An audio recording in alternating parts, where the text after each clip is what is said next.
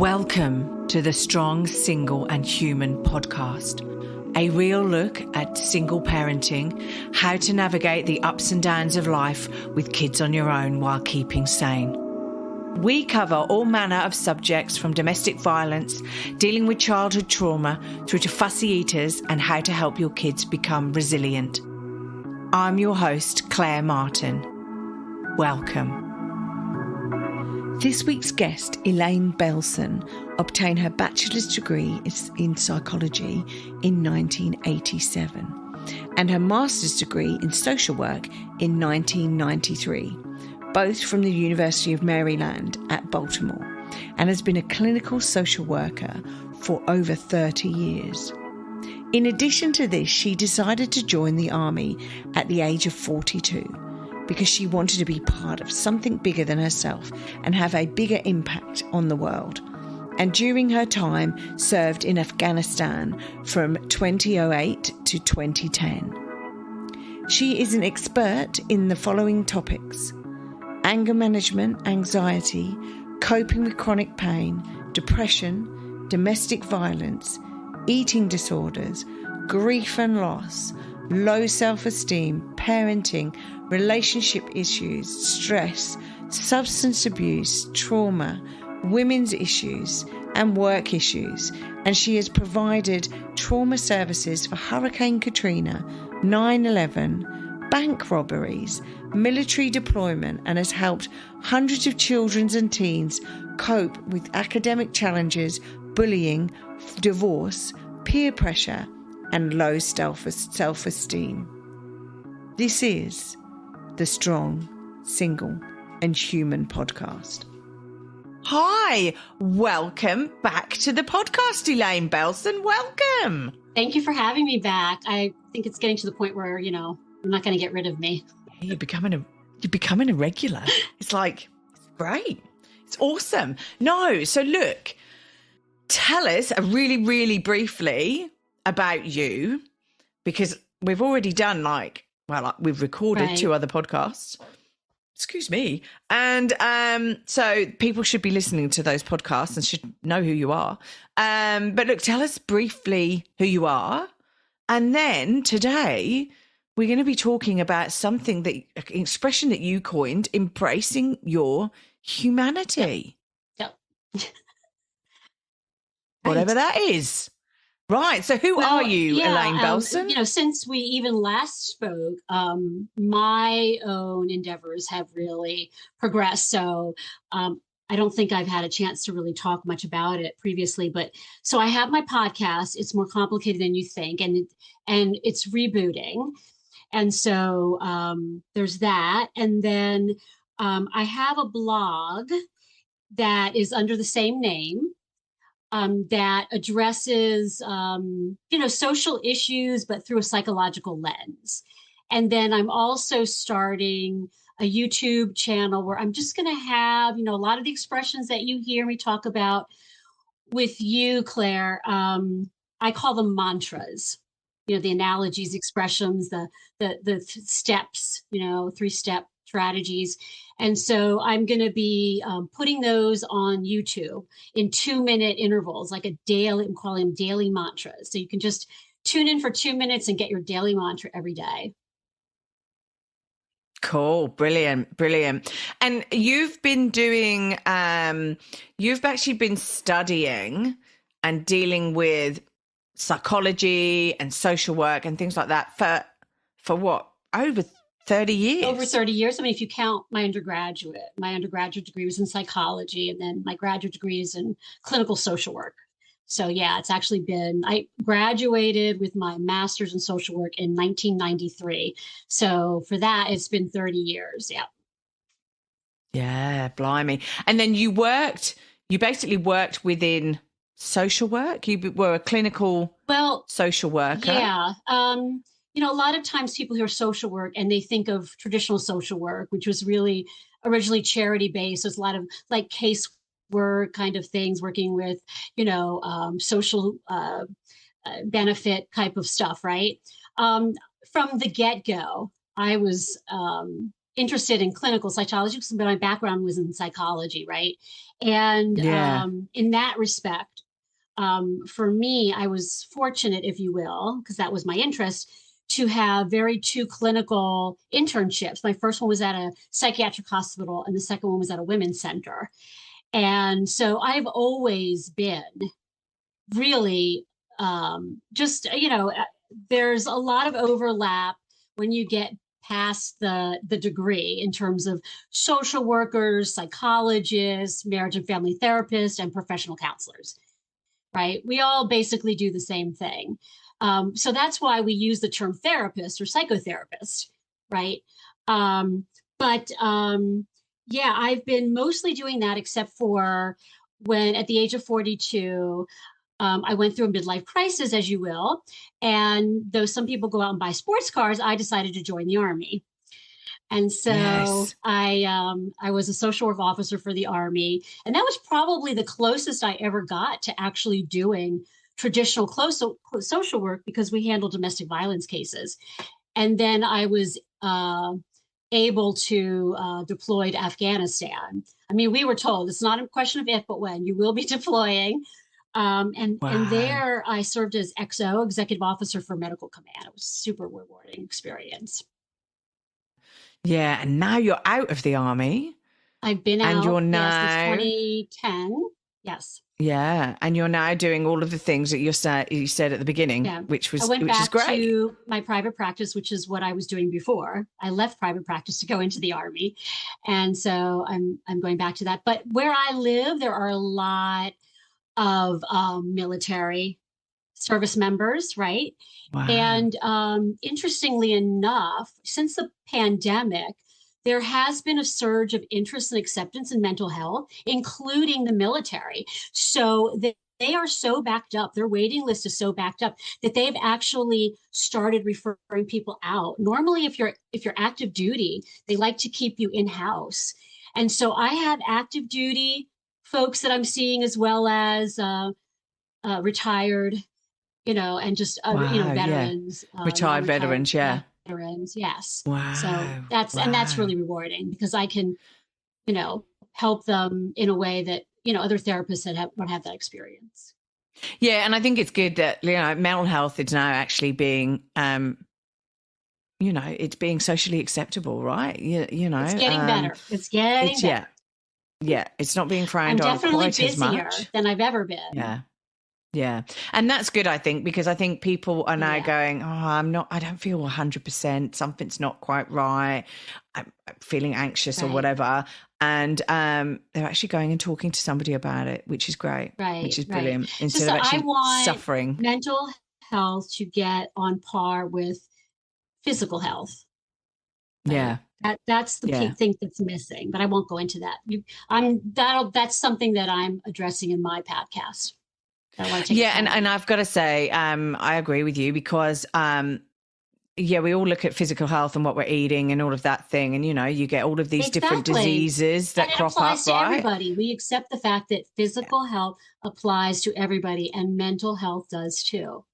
Yeah. And so, things like you have a heart issue or whatever, you go, oh, I've got to change my diet and I've got to change like my physical activity, right? And you go, well, hang on a minute. Exactly. If mentally you're stressed out and you're in a really bad place, right? We just don't understand what the Right. impacts of that Exactly. have on our body and how certain genes, and this is where I've read all these books by Bruce Lipton and things like that, who is fantastic about the fact that we have a lot of people say, oh, it's in your genes, you've cancer, you are prone to a certain type of cancer because it's in your genes. But what he then delved into was the fact that these genetic DNA molecules, for want of a better word, potentially don't get switched on some people. And he was actually interested in why they don't get switched on in some people. We are going down a rabbit hole here, people, so bear with me. But like at the end of the day, he's saying stresses and pressures and the way we deal with our lives, right, means that these receptors or these genes get switched on if we put ourselves under if we experience a certain pressure or stress, and they get switched on. And that's how people get MS, cancers, and various different things like that. One of the reasons. Let's put it this way. One of the reasons. But I will say this is that, physiology or genetics aside, right? There's so much that people don't know because for centuries we haven't talked about it, right? We're so behind in terms of educationally, in terms of teaching people about mental health. So there are a lot of solutions out there for people who are stressed out or struggling in parenting or communication skills, right? All of that stuff. It's just a matter of catching up. And so that's, again, why I'm doing this podcast and why I'm guest appearing on other people's podcasts. Yeah. Yeah, no, that's brilliant. That's brilliant. So let's get into what we're here talking about today, right? So what does embracing your humanity actually mean? What's it all about? Well, what it means essentially is accepting the fact that we are human beings, right? And what does that mean? That means that, Claire, I am going to hurt your feelings sometimes. I am going to annoy you. I'm probably going to piss you off, right? Well, you haven't so far. You, right? I'm going to embarrass myself. I might embarrass you, right? I can't promise you I won't do any of those things, but I can promise you I won't do it intentionally, right? That is what I mean by we have to accept the fact as human beings, right? We are flawed, right? And the problem in most cultures, and I can't speak for Australia, you can, but I can't. Well, I sort of can't, but in the United English, States, yeah. And especially in social media, we send this message that being human is abnormal, when in reality, it's our cultural expectations that are unrealistic, right?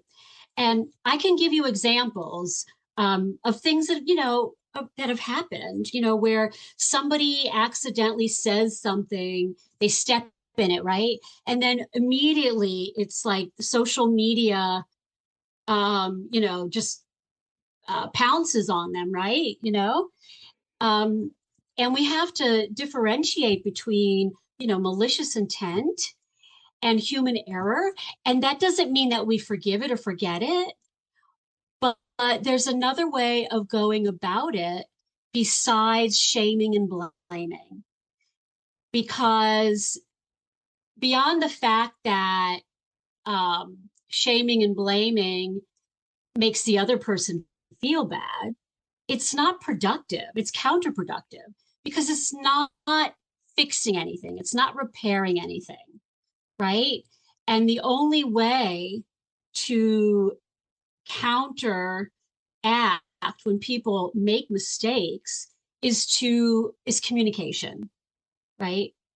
Which I think I may have mentioned to you before, but I developed a model of 15 principles of communication, which just gives you an idea of how complicated it is. I tell people if it were easy, you would have figured it out, but it's like learning another language.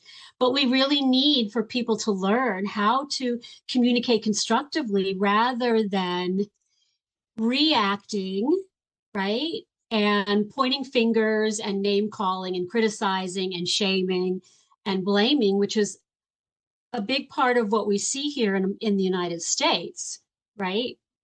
And so, but it really starts with learning to forgive yourself, right? For being human, even if others don't. And we can talk more about that. Yeah. And look, it's one of the reasons I called the podcast as I did, right? Because, right, parenting is hard enough as it is, right? Being a single parent is really hard, right? And you have to be strong. You have to be strong because you're both parents for your kids sometimes, and you have to deal with certain situations that they get themselves into or you get yourself into, right? But we're human, right? At the end of the day, as a parent, like there are things that I do that I go, oh, that's not really the most effective way to teach my son how to do X, Y, and Z because I lost it or whatever. But I'm human, right? And I've had no sleep or I've had whatever.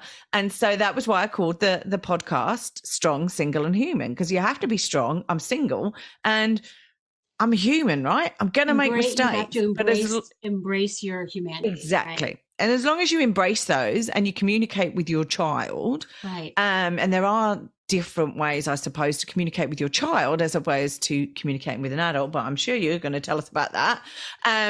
But like, I didn't want my child to see me and put me on a pedestal as perfect, right? Because I needed him to understand mummy makes mistakes, right? But that's how mummy learns, right? Mistakes are our friends.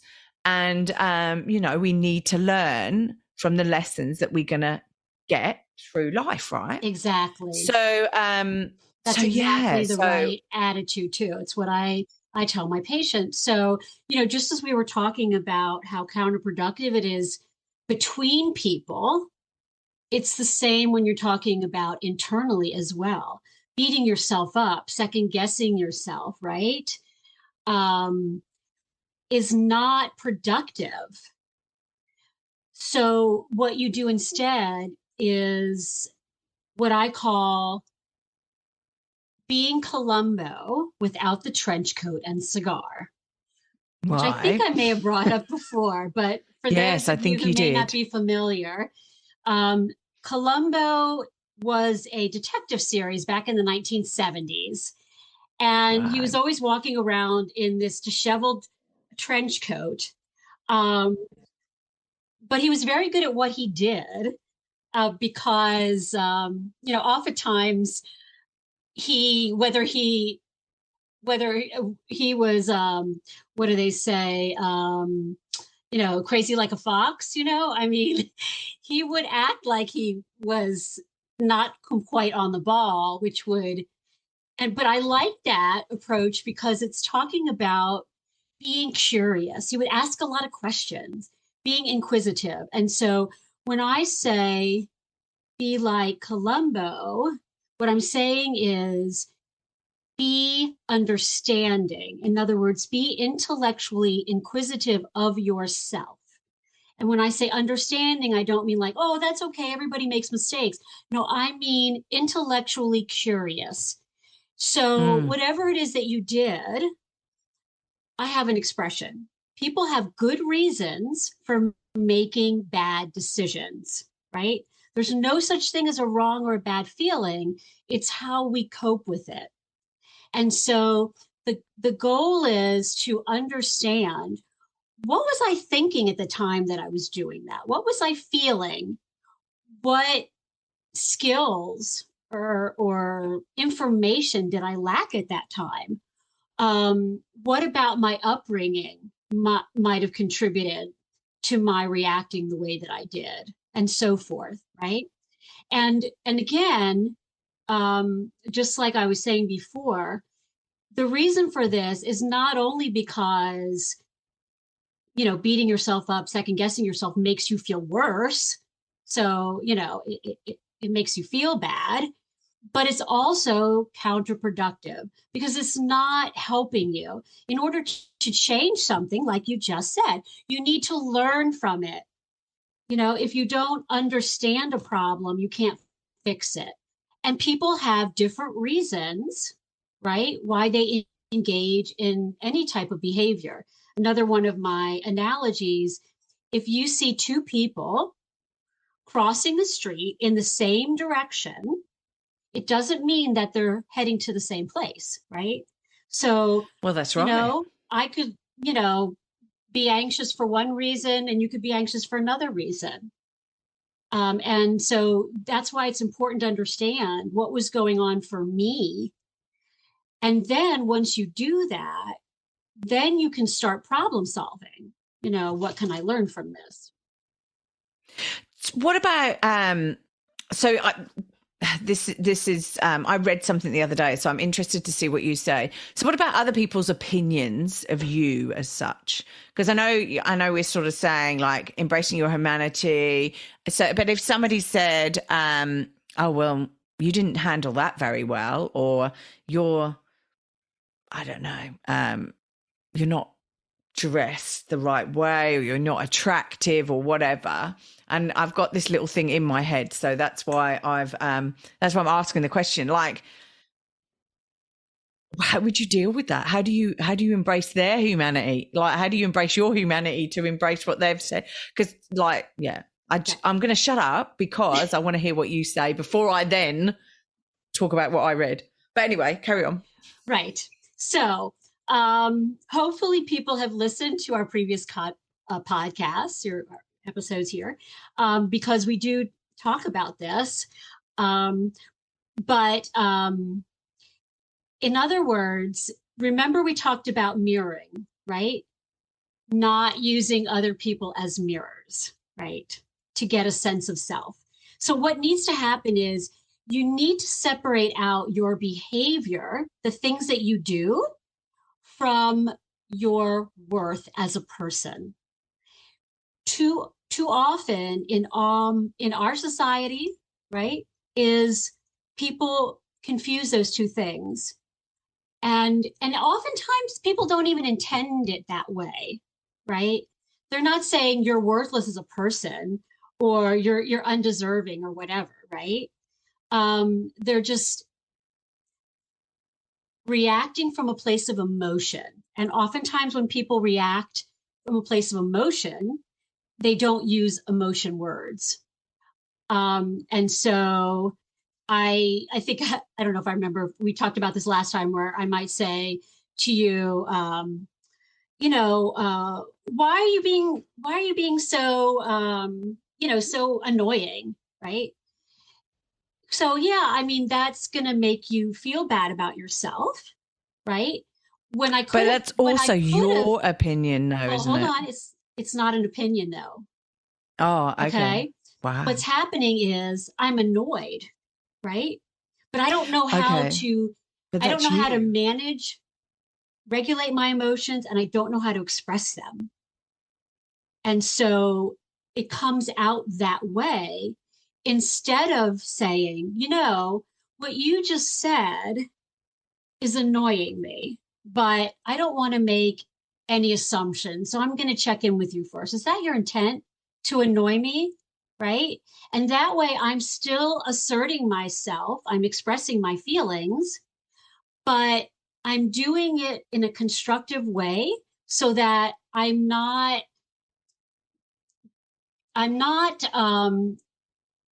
giving you the impression that I think that you are a bad person, right? Or, you know, or that I think that you should feel bad about yourself. And even though people don't intend to do that, that's often what happens. Now, um, the other thing about that is that it also will get the conversation way off trail, because that person's going to feel defensive. And what are they going to say? They're going to say, well, I didn't do it on purpose, right? As though that's supposed to, right? And this is what happens all the time. I call it perception intent. And the point is that they're both valid. I know what I felt, but you know that you had good intentions, right? And so there's this, the miscommunication aspect of it is part of it, right? But beyond that, so that's one of the reasons why I say don't use people as mirrors, because when you do, what you're doing is you're basing your self-worth, your self-concept, right, um, on how somebody manages their emotions and how they communicate. And most of the time, people aren't very good at doing that, either one of those things, right? Now, they have good intentions most of the time, like I said. So there's that. But the other reason why people shouldn't use people as mirrors is because remember we talked about self-validating, right? Yeah. This is where you get your sense of self. So again, going back to your self-worth versus your behavior. Most people walk around with these feelings of insecurity, which is I'm not good enough, I'm undeserving, and there's something inherently wrong with me, right? Oftentimes it's not conscious. And so that's one of the reasons why they use people as mirrors, is because they're looking for validation that they aren't those things. So if you're using other people as mirrors and they don't respond the way that you want them to, right? Then automatically, what's that going to say to you? Oh, well, then I guess I'm not good enough. I guess I'm not deserving enough. I guess there is something inherently wrong with me because that person called me annoying, right? So, um, so that's why it's important to not rely on other people for a sense of self. Yeah. So remember, we talked last time about, well, then where do you get your sense of self from? And that's where we get into the self-validating, being your own best friend and opposite of the golden rule. And so, hopefully people will check that out because we talked about that already. Does that answer your Yeah, no, question? that's right. That's right. Yeah, it does. It does. So, this self-esteem malarkey, right? So, how do we put all of this into practice? This embracing our humanity, you know, it's self-esteem, building our self-esteem up as a person, ourselves. Right. How do we put it into practice? How do we Right. move it Well, forward? it's a piece of, right, the puzzle that we've been building, Claire, over the first two episodes, right? As a whole, your listeners are really getting, the bulk of what I do. And it's about fitting all those pieces together. And if it sounds complicated, that's because it is complicated. I wish I could say we're easy, but if it were easy, folks, you'd be doing it already. So it's about giving yourself some credit that this stuff is complicated.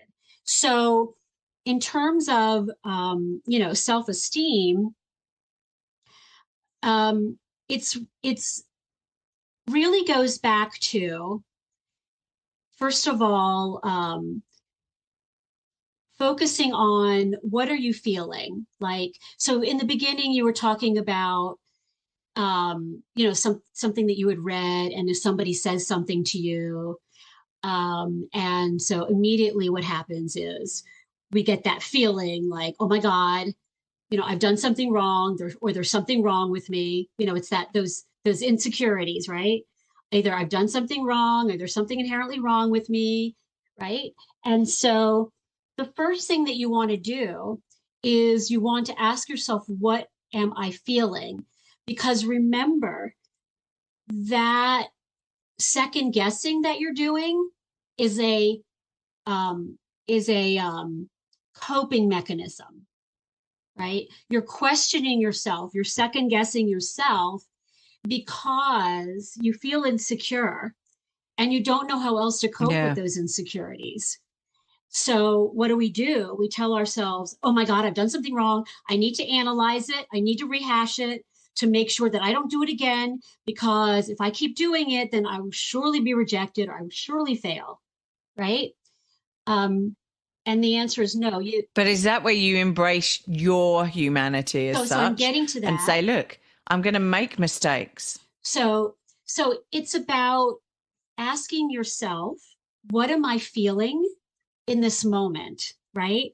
Because it's the mistake, right, that is going to get you to start. That is the trigger, right? That's the trigger for you second guessing yourself or guilting yourself or beating yourself up, right?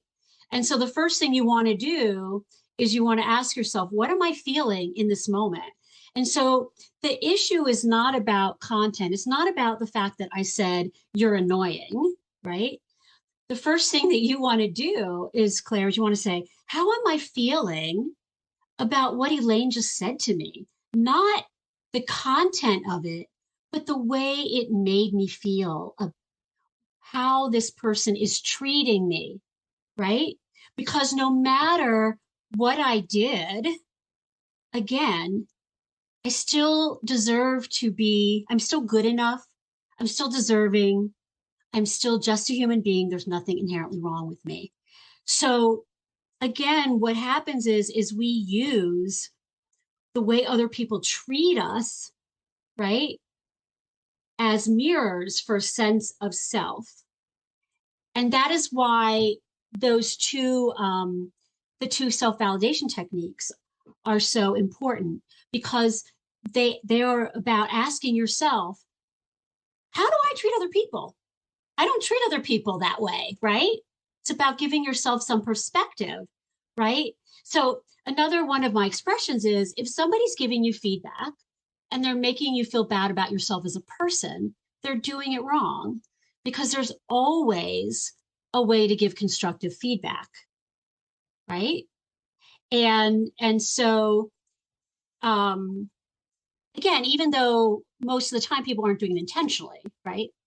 But what we're often responding to is not um, the content, as I like to say, whatever it is that they said, but it's the way that they're treating you. I can give an example of my own. Okay. This is Yeah, no, that kind would be of good. I think, complex, but it'll yeah. give you an idea about how complex this really is. So I was attending a conference, and I was in a workshop where we were discussing racism. And I was making the point that racism is a mental health issue. And I was explaining because, people who don't have insight into their own problems, right? And don't have good coping skills, what do? They do things like they engage in violence or corruption, right? Um, and and hate.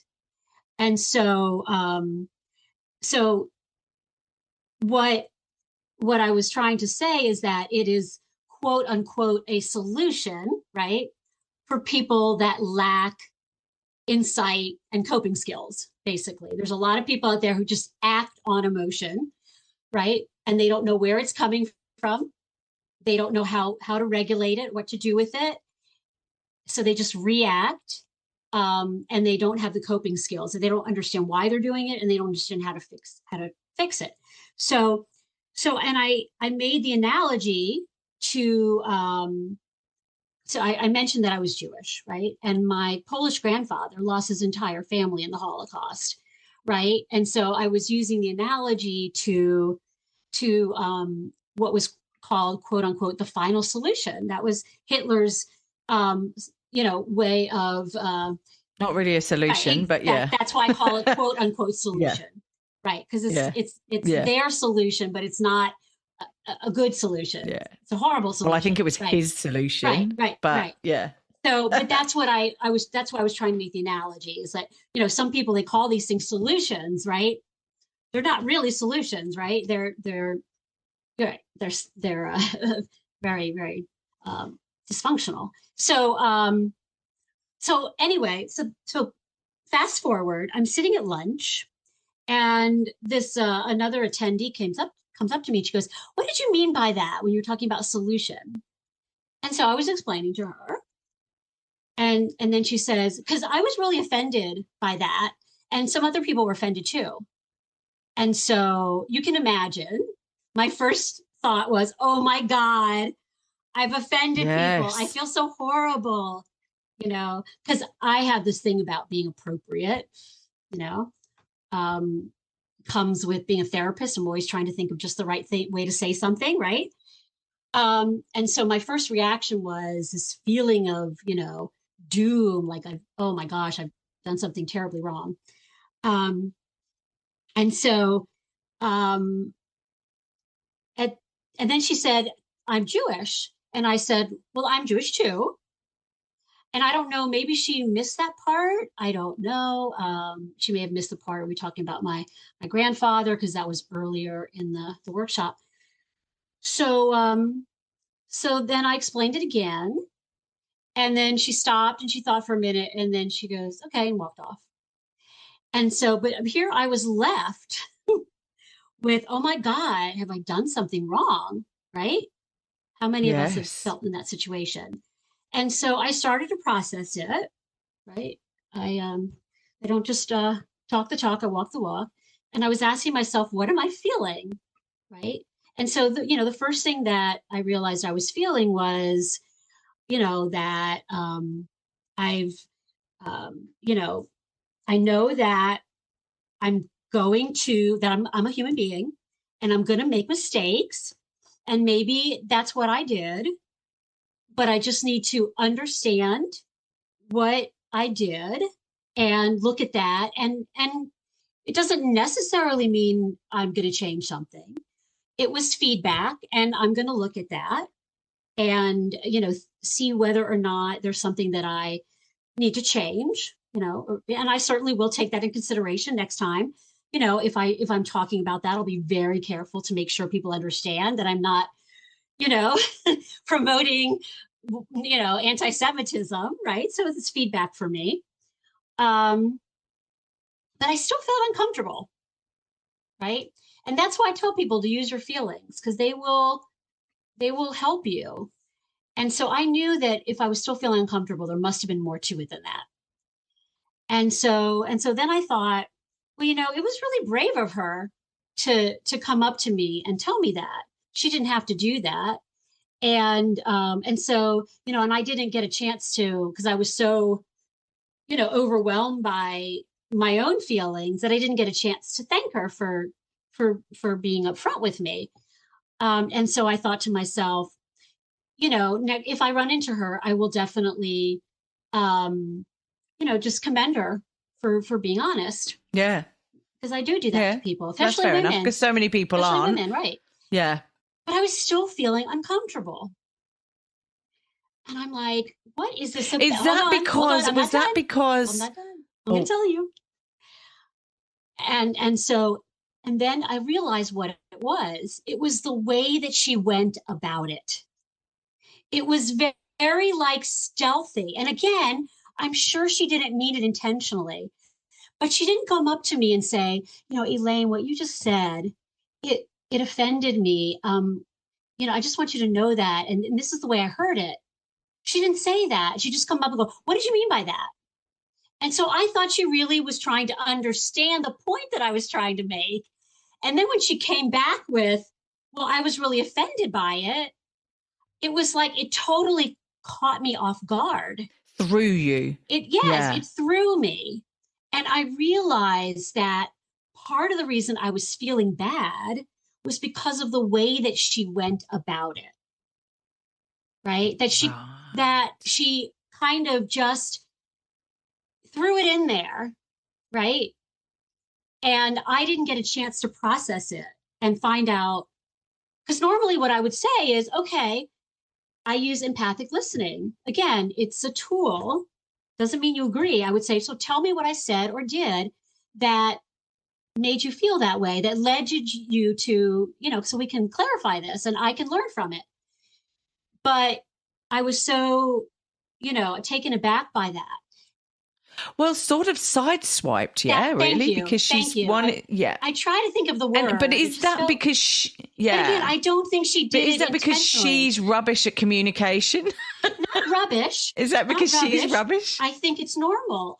Because Well, we don't learn constructive communication. It's a huge problem in society. It just is. yes.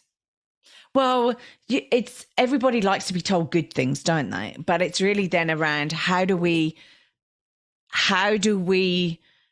control so how do we deal with emotions that are not positive to us. So we all like to hear positive things, right? It's all great when you're told you're beautiful and wow, you sing great, or wow, that was an awesome essay, or I don't know, all of the things that make you feel great and pumped up as such. But then when somebody comes and actually gives you criticism or says, well, you made me feel bad, and I'm whatever, we're not trained to deal with that. You don't get trained to. That's why we're doing this podcast, so that we can help people. And there's no training at school either, right? You don't get trained at school maybe they do now a little bit. They call it social emotional learning, and they are paying more attention to it now. But this is why embracing your humanity is so important. Because, as I like to say, when you embrace your mistakes, you disarm your enemies. Yeah. And so, in other words, and this is a big problem in society, is we spend so much time running away from our human frailty. And what happens when we do that? It gives other people a lot of power over us, because just like you said, we can't handle it. It's too uncomfortable when somebody else gives us negative feedback. It becomes really uncomfortable, particularly because they often don't know how to do it constructively, right?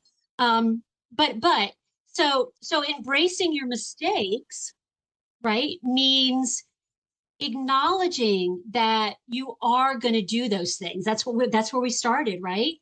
I am going to do those things. So you're not surprised by it. Acknowledge it, right? It's a part of being human. And the good news is, right, just like the pandemic, folks, everybody does it. Everybody's going through it. It's not just you, right? So, okay, I'll give you an example. I'll give you an example regarding feedback, right? That I've had the whole of my life, right? The whole of my life, where people go, oh, you're so loud. Your voice is so loud and noisy, right? And I sort of sit there and I go, okay, thanks for that feedback. I'll take that on board. But I sort of sit there and go, but that's my voice, right? I was trained to sing in my teenage years, right? I don't talk from you do not need me. You do not need me for this. You already know what to do. Okay. Wow. What about the people out there who don't? Your son comes up to you and says, Mom, people are always telling me I'm too loud. Are you going to say to him, well, lower your voice then? Or, you don't want to annoy people, right? Well, we've got to do something about that. What would you say to him? I don't know. Don't test me. I don't know. I honestly don't know. You know what you wouldn't say? You wouldn't say all the things that I just said, right? Right. You wouldn't say, well, just shut up then, or keep, or just lower your voice, right? Right. It's about the context it's about where he is and if he's in an assembly and he's being loud and noisy, well then fair enough, buddy. Okay. So part of it would be you would want to get more information, right? We say, well, where are you when you do this? Are you in a library? And he says, well, it's all over the place, Mom. I'm just always hearing it. And I don't even realize I'm doing it. Well, I don't realize that I'm doing it either. Exactly. When I've had it said to me, and I go, well, I'm being your son. You're being challenging. I honestly don't know. Isn't that rubbish? But I don't know. He's never come and said that to me because he's usually very good. But but this is what I'm saying, right? It's been said to me all my life. Normally what we do, right? With other people that we care about when they come to us for a problem, we don't agree with the critics, right? What we do is we try to, to help that person, right? We say, well, how does it make you feel when people say that? And, let's talk about it. Let's problem solve. When is it happening? Where is it happening? But most importantly, what do you want to do about it? you know, because we cannot be all things to all people, right? No, and yeah. And so part of, I'm glad you actually brought this up, because there's two components to embracing your humanity that I wanted to go over. And one of them is, well, they're both about holding other people accountable. And what do I mean by Okay, that? good. One of them is, right, giving people feedback. So if somebody comes to you and says, excuse me, can you lower your voice, or you're being too loud? Then you can say, okay, thank you for that, you know, and they're giving you constructive feedback. And so you can use that. So in the moment, you know, you can use that, and maybe you can use it to to better to better to problem solve, right? Now, And if that, but I have to say, right, if that situation was in a library or in a in a library or somewhere where you had to be quiet, right, and you laughed loudly or whatever, then that's fair enough, right? I sit there and I go, okay, that's fair enough. But then if you're in a, I don't know, open plan office, if you're outside in a park or somewhere like that, right, then how do you deal with that, right? Because if that's how you are and what your personality is a loud right, right. Well, see, I'm approaching extrovert this in terms person. of trying to provide skills so that so I can empower other people. But as a therapist, what the way I would start with that is I would say, Claire, how does it make you feel when people do that? When they tell you you're being too loud? How does it make you feel? Annoyed. This is my therapy session going Okay. on. No, annoyed because it's who I am. It's, it's, So you feel put on the defensive, yeah, but right? that's what would Right. happen. Right. You feel put on the defensive. Um, because first of all, that is who you are and you don't even realize it. And so, you know, people are asking you to change something about yourself, right? That, like you said, is a part of who you are. Correct. So it's more than annoyed. It's like I feel almost helpless because I'm being asked to do something that Maybe. is just, you know, right? It's something that is just a part of who I am, Yeah, right? exactly. And so so let me ask you this, right? What would you what do you want to do about it? The fact that how do you feel about the fact that you're loud? Putting aside what other people say or I think. don't really care. This is the thing is, at my age, I go, well, this is who I am. I'm really sorry if it's offending you. Thank you for the feedback. And if you're in the vicinity, I'll try and tone myself down a bit. But part of me goes, why should I tone myself down? Because somebody is X, Y, and Z, So Right. there's a part Well, of a, this is what I mean. This is what I mean by holding other people accountable, yes, right? okay, go for it So then. you're not responsible for mind reading and anticipating, right? If nobody comes to you and says specifically, right, excuse me, can you lower your voice, right? Then it's not your responsibility to try to anticipate and lower your voice, right? Now, a lot of people have a hard time with that because even though somebody may not be saying it, they might be thinking it. And that's really hard for a lot of people, especially women. I don't want to annoy people, even if they may be thinking it and saying it to each other, but they're not saying it to me. And again, yes, that may be true. But in terms of, again, holding other people accountable, there's something called tolerance, right? And this is my New Year's resolution, which is learning to be more tolerant of other people, right? And not always expecting, right, that people are always going to do things that are comfortable for us, right? The most important thing is, are they doing it intentionally? Is there malicious intent, right? That's the How do you first tell question. though? And then the second, you don't tell. You don't, right? You just, if you don't know, you can ask, right? that's my responsibility, is to go to that person and say, just like that I was telling you in the conference, right? That woman did. She came up to me and so it's about checking in with somebody else, right? And they may or may not do that. But again, if they don't, then you have to ask yourself, how do you want to live your life, right?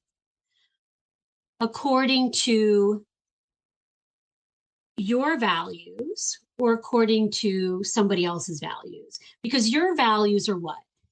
Be yourself. Don't worry about what other people think. And I think that's what you would tell your son, right? As long as he's not getting into trouble or doing anything wrong, or it's not in any way jeopardizing him, right? Exactly. Whatever it is, right? That's what we tell people.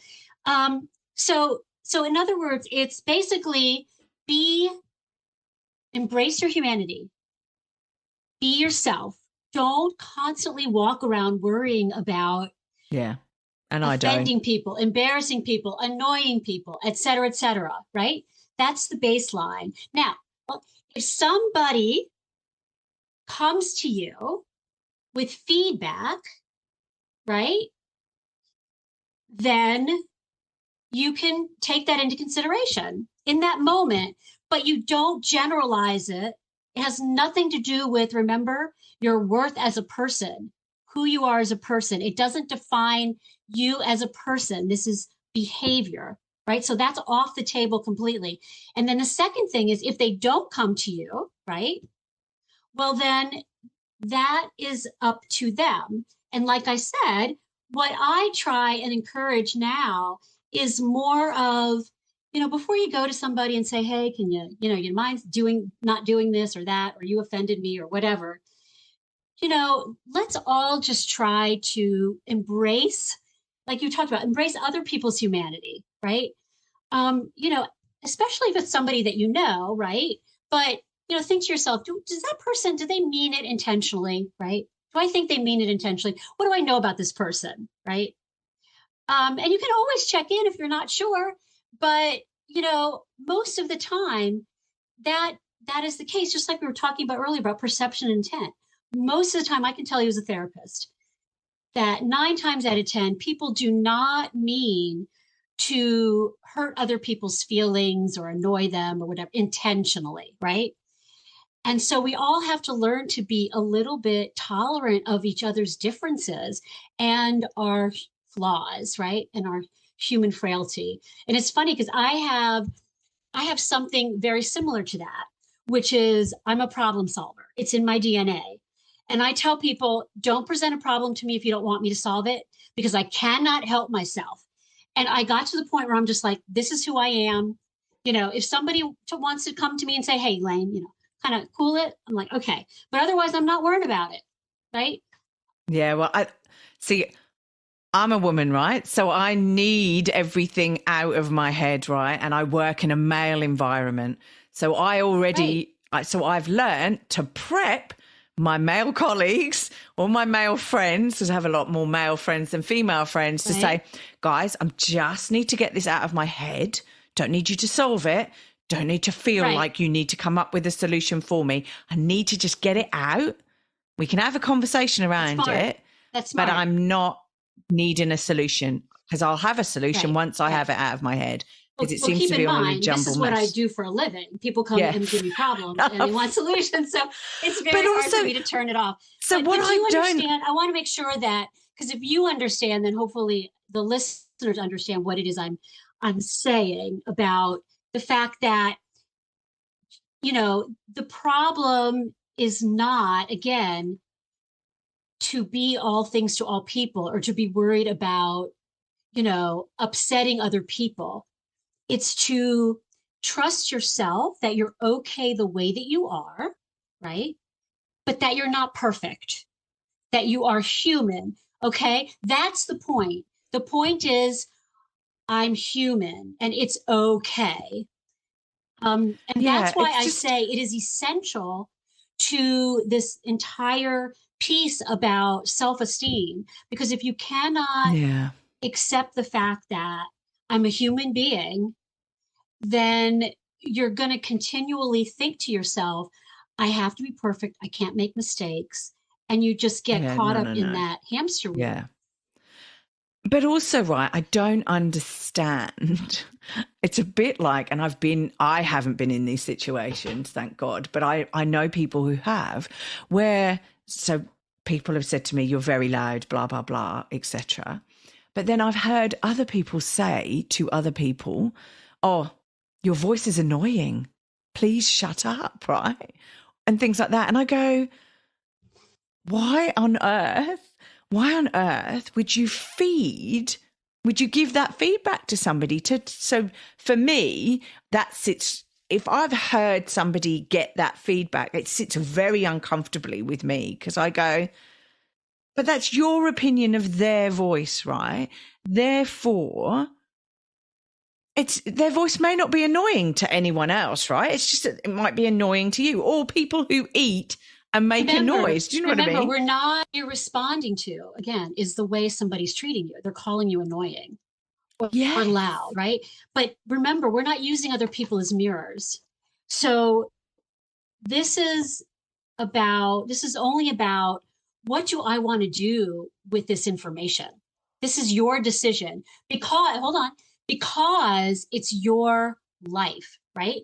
And you have to decide, is this information that is vital to me in terms of my goals, in terms of my personal life, in terms of, what it is I want to accomplish, right? Taking into account the fact that as a human being, I'm not going to be able to be all things to all people, right? So you have to decide, right? Now, if other people want to say that to you, or they want to say it behind your back, right? You don't have control over that, right? You don't have control of how other people think, right? So that is, again, that's beside the point.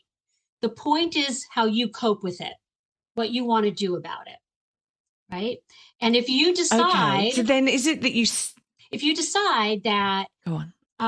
what I'm going to do is I am going to, not worry about it. This is part of who I am. Unless if somebody Yeah. comes up to me in a specific situation and gives me feedback, and then I will take that into consideration under the circumstances, or I will have a conversation with them about it. Now, remember, the other thing that we talked about here that's gravely missing in society is that people don't know how to communicate. We don't know how to solve problems Yeah. between people. That's true. It's a huge problem. And so because of that, people don't know how to have productive conversations. Normally, what you would like is for somebody, if somebody did that to you, for you to be able to have a conversation about it, right? And to say, wow, what you just said really hurt my feelings, but I want to check in with you. Is that what you meant by saying I'm annoying? Did you mean to hurt my feelings? I just want to check in with you about that. And I'm telling you, 9 times Yeah, out of no, fair 10, enough. they're going to say, when you hold them to account for it, they're, because people react emotionally to things. And so when you bring that back, you reflect that back to them, they're going to say, no, that's not it. It came across that way because that's how they felt. They felt annoyed, right? Because that's how people are most of the time. Right. I'm telling you, this is how people are. They don't speak in terms of feelings. They just say, you're being annoying, right? As opposed to saying, I'm really having a hard time concentrating, or I'm having a hard time hearing my friend over there, or, I have a headache right now. So would you mind lowering your voice? Whatever it is, right? That's normally what, if people were able to regulate their emotions and communicate constructively, that's what they do. And that's why I say most of the time, what you're reacting to is not what they're saying. It's how they manage their Right. emotions and how they communicate. But so in those situations, you say, look, if somebody comes up to me, then I can talk to them about it. But otherwise, the only, hopefully people will be a little more tolerant. And I, in turn, am going to practice being more tolerant. If we all just did that, just think about what we could accomplish this is one of the things that is a big sort of underlying principle for me, which is why I believe so much in empowering people to make healthy decisions, is because rather than looking to other people to change and to fix themselves, if we all instead turned around and said, what's in my control? What can I do differently? Right. And I don't mean because you're doing something that you should change about yourself. I mean, in terms of coping skills, in terms of problem solving, right? In terms of how you manage your emotions. What are some things that constructive skills that I can learn, right? Rather than always wanting other people to change for me so that I don't have to be uncomfortable, so to speak. Yes. Yeah, no, I agree. Wow. Look, my whole life I've been told I'm loud, and I sort of go, well, this is who I am. And at my age, I go, this is who I am, right? Right. If I'm in a library or in a situation where I am being loud, fair enough. Thank you very much for telling me. I didn't realise I was that noisy because I don't know what's right. So I can't hear myself. Right. But I have had other people be told really offensive. I find it offensive. I would never say to somebody, God, your voice annoys me, right? Like, I just find that rude, right? Well, see, now you're answering your own question, like I said, right? You're answering your own question because if the situation were reversed, right? And somebody else was being loud, right? Remember self-validation.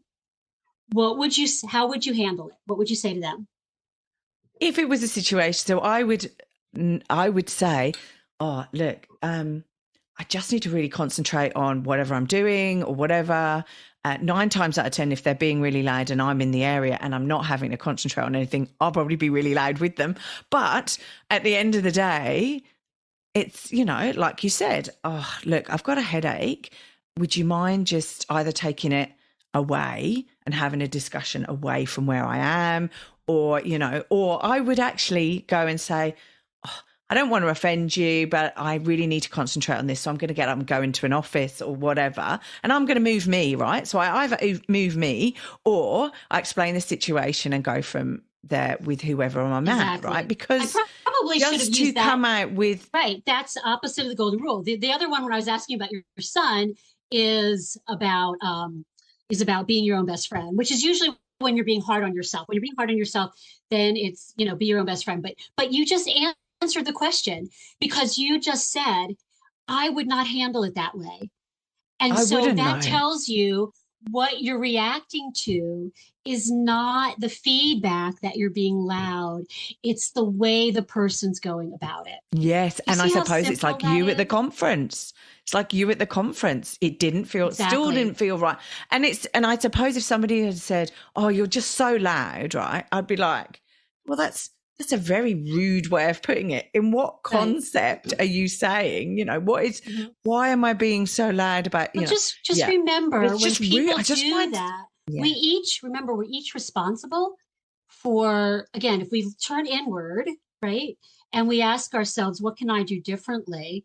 So in terms of communication, if anytime somebody says something to upset you, what you can always do is you can use my own version of I messaging, which is when you said you're being loud, it made me feel bad, or it hurt my feelings, or it offended me, or whatever.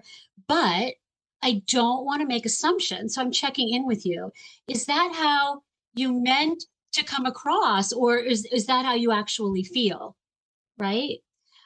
Because what you're doing is two things, right? You are asserting your feelings, but without doing it. Because if you say, "Oh, that's rude," what do you think the other person's going to do? It's going to get into an argument. They're going to get defensive back, right? And so nobody's communicating.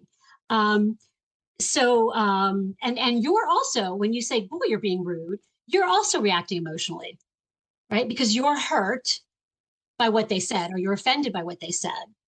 And so it's better to say, hey, that hurts my feelings, it offends me. Name the emotion. Giving you the benefit of the doubt that you didn't intend to do that, because 9 times out of 10, they didn't. They don't realize how they're coming across, even if it feels that way to you. And so what I find is that what often happens in our culture, people assume I'm going to explain myself, and then you're not going to feel offended anymore, right? Well, I didn't mean to sound offensive, right? I was just trying to give you feedback, right? And so therefore, what do people hear? You're wrong for the way that you feel, and here's this really good reason why. So that's what people hear when you try to explain yourself. That's why I discourage people from doing that. Instead, you have to have a conversation and understand that you're both valid. How it made you feel is valid, and the fact that they had good intentions is valid. Now let's move forward and figure out, how to, what do we really mean, and how do we want to solve this problem? Wow. Oh my gosh. I know. Such good nuggets in this podcast. Lovely. Look, thank you. I know we mentioned all of your websites and details at the beginning of the podcast, but let's mention them again now. So, more complicated than you think. It's more complicated than you think, right? Yeah, it's aptly named because it is. Aptly named because it is. Did we not demonstrate that today? Oh, definitely. So this is you've got a podcast, you've got a blog, you've got a website, a blog, yep. And a YouTube as well, it's under construction. Yep. I'm going to be starting very soon to put up some daily mantras. I'm in the process of recording a few. I've already started, but want to put up a bunch because they're daily. So I want to have some accumulated. Got to get ahead of yourself. Exactly. I know what you mean. Yeah, no, that's all good. That's all good. Cool. And look, thank you for that. Thank you for today. It's always a pleasure talking to you. I learned so much. And you too, Claire. It's a bit of my therapy. It's a free therapy session for me. Look, lastly, and I've probably asked you this so many times because this is my third time of talking to you. But what book would you recommend to my listeners and why? I'm going to get my money's worth out of you. Oh my gosh. It depends on what we're talking about. There are different books for different things. What about being nice to yourself and dealing with abrasive, rude people? I have this thing that I say about self-esteem, that self-esteem isn't really real because it depends on what you're talking about, right? I mean, in other words, different things, you can have self-esteem in one area and not in another. And it really depends on what the issue is.